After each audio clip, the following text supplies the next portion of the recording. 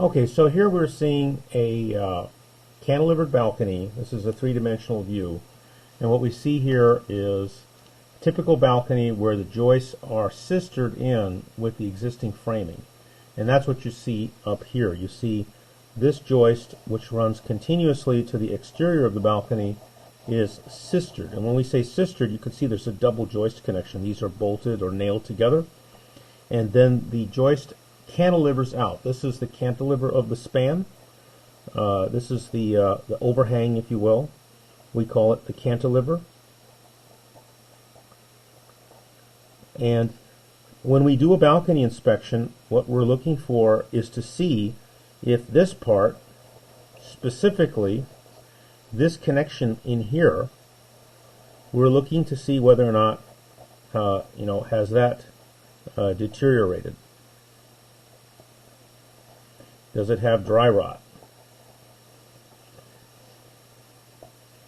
Because if it does, then what will happen is that this portion of the balcony will deflect.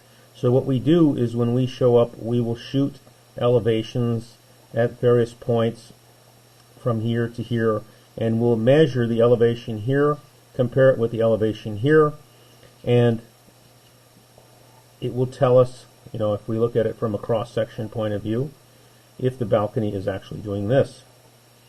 And there are rules on what this deflection, I use the term delta, are acceptable.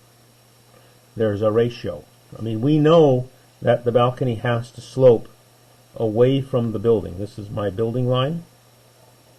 Here's my building. We know that it should be sloping this way, but there's a maximum slope. And when we do the survey, the floor level survey, we are measuring an elevation here and we're measuring an elevation here to see if we're exceeding that maximum slope. That's part of the inspection process. Then we come back and we look at this connection, and that's where if we find that it exceeds the maximum slope, then we have to expose this connection and we have to see whether or not, what's the condition of the wood. Is it in good condition? Is it dry rotted? What's the condition of the wood out on the edge here? And then, of course, we also have to look at these railings. And balconies are used for all kinds of reasons. People don't really understand that a balcony is not designed for permanent exposure, or permanent dwelling, if you will.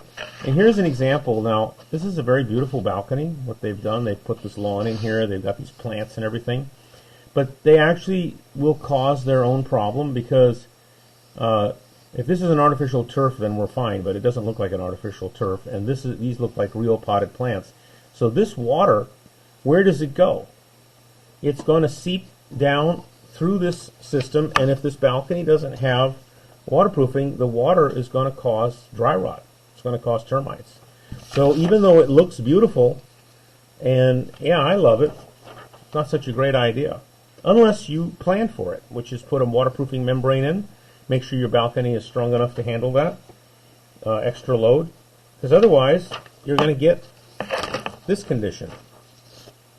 And this is an example. We opened this up at a certain balcony, and what you're seeing here is the effect of dry rot. And you can't see it from the outside. When you open it up is when you see what is going on. And you can see that it's definitely got problems. And you can't fix this. You've got to take this wood out. Because even if we, this is obviously very bad. And when we remove the rest of this, you see that it gets worse. So water is your biggest enemy.